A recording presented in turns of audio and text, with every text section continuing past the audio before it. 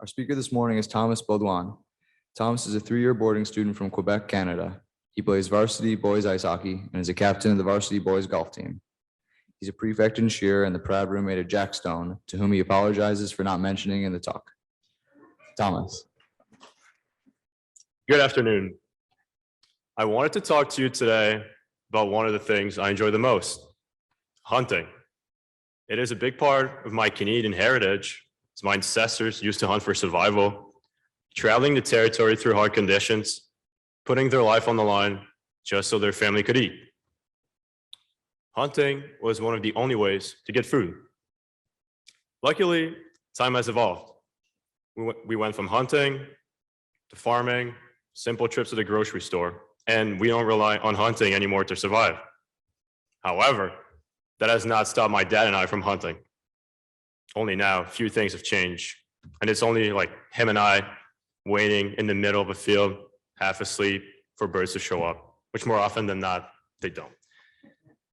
This passion did not strike me right away. I remember my first day of hunting, a day I will probably never forget. It was in September, and I was no older than 6 years old. I was warned that hunting was a whole lot of waiting and nothing, and for a 6-year-old, might be a little boring. It did not matter to me. I was pumped to go out there and make a big hunt, and that was the issue. I went to bed, and I just couldn't fall asleep. I was too excited. I had so much adrenaline. But eventually, I fell asleep, we woke up, and went to the field. We got there early, an hour before the sunlight, maybe. And I was quickly introduced to one of the family's oldest hunting tradition, the pre-hunt nap.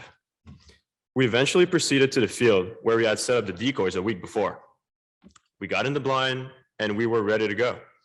At this point, a few things were going through my head. But the main one was just getting 20 birds, which was the limit. So the day went on, we watched the sunrise over the St. Lawrence River, ate way too many snacks, but no birds. It was a very quiet day, no birds flying inside. It's around 9 a.m. Where a single snow goose was headed straight to the field. It was in shooting range, getting closer and closer to a point where it became impossible to miss. As you can probably imagine, at 6 years old, I did not have a gun. Therefore, only my father was going to shoot. So he gets ready, grabs his gun, removes the safety, stands up, and I follow his lead. My heart was pumping, fast and strong. And in my head, that was it. We were finally getting something. So he shoots once, he misses. Shoots twice, he misses. Shoots a third time, and he still misses. At this point, he has to reload. Well, he proceeded to miss 3 more times. And by that time, the goose figured out it's probably a better idea to leave. To this day, my dad swears he hit said bird and complained about the ammo he was using, strategy that I now use for myself as well. No other geese flew over the field that day.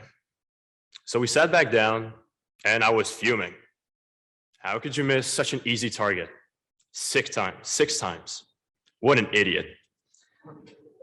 That would be the equivalent of missing a wide open net on a breakaway without any defenders inside.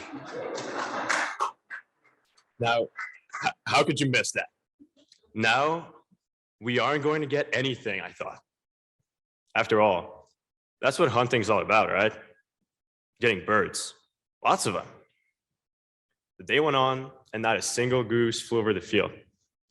So around 11 a.m., we called it a day, grabbed our stuff, back to truck. What a disaster, I thought to myself. We got nothing, and we barely saw anything. My dad, on the other hand, he was just radiant. What a nice day, he said. He did not seem bothered for a second that he went 0 for 6, and we were heading home without any birds. But in my head, I really thought, how can you live with yourself after doing this? So my dad saw that something was obviously wrong. So he asked me if I had a good day. To which I replied, yeah, I guess, but we did not get anything. To which my father then replied, Are you sure about that? These words, well, they resonated to me. Are you sure about that? I mean, he was right, and he was trying to make me reflect. But looking at the empty truck, all I could say was yes. Pretty sure we got nothing. Sure enough, I would go back in the field. In fact, if I was not at a hockey rink that fall, I was in the field. Now, why would I go back after such a disastrous first day? Well, maybe there was something other than catching birds that I appreciated. Or maybe I was just too competitive not to retire before actually catching something. Eventually, we caught some birds. See, hunting is funny. I have vivid memories of that first fall in the cornfields. However, I don't have the slightest clue how many birds we caught. I really can't tell you if it was a good season or not in terms of animals. That second season, I was so excited to go back out there. We spent the summer preparing the blinds, cleaning the decoys, perfectioning our skills for the upcoming season. Every summer, we would find an area of improvement, work on it, adjust, just to be better the next season. Once the fall would approach, I could not stop thinking about being back in the field. That second day I went hunting, finally caught some birds, and I was happy and proud to have accomplished this milestone, even though I really didn't have anything to do with it. So the days went on and the season passed. And eventually, the importance of what we caught just mattered less to me. And it is funny because over the years, the less I was caring about what we killed, the more I seemed to enjoy it. There was a correlation, as one could say. So eventually, I became old enough to shoot. But one thing was separating me from shooting, and that was a firearm safety class. Fast forward, 2 days later, I was graduating the class, along with my grandmother. My 72-year-old grandmother, who my grandfather sent with me to pass the class and learn how to shoot. She actually became quite the sharpshooter.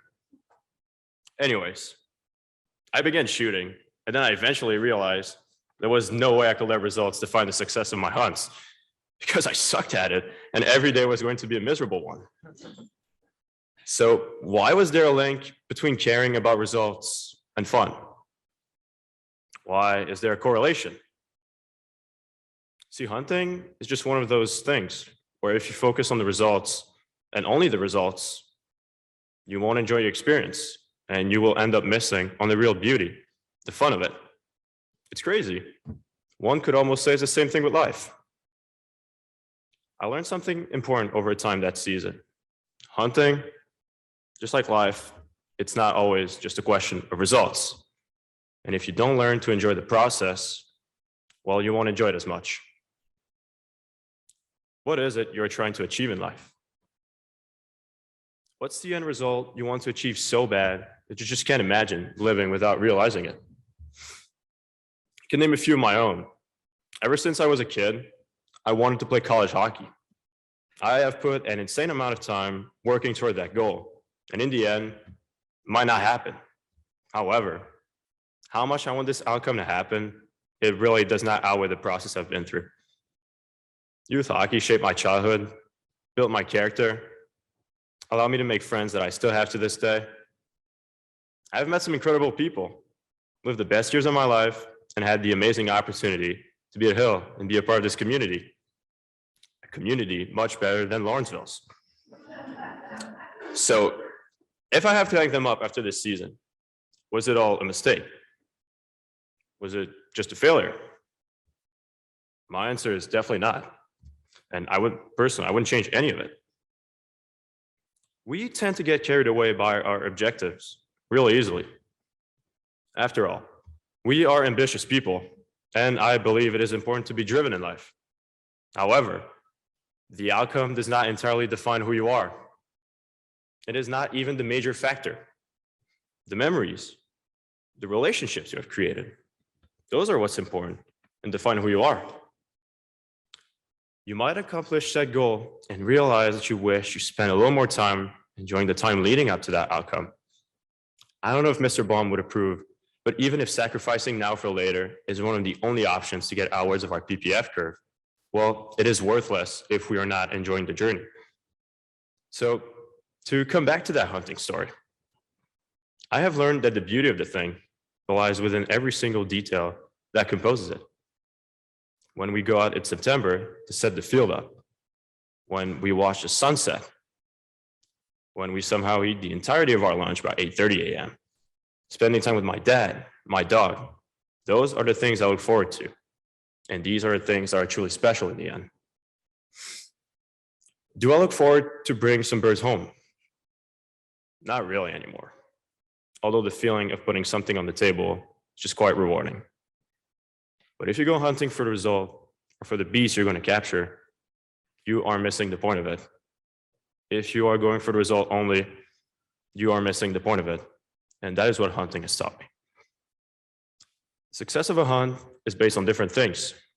And to be fair, what you catch can define your hunt. Your hunt is defined by whatever you want, and it's a success only if you decide it's a success. As Rachel would say, it's all a question of perception. It all depends on how you want to look at it. Are you focusing on the fact that you got nothing, or you decide to look at everything else? Do you look at every single step you have gone through, or do you look at the single fact that you did not get anything? Do you look at everything you have learned, or everything you don't have? So next time you happen to think to yourself, I caught nothing, I fell short, think to yourself and ask yourself, did I really catch nothing? Thank you.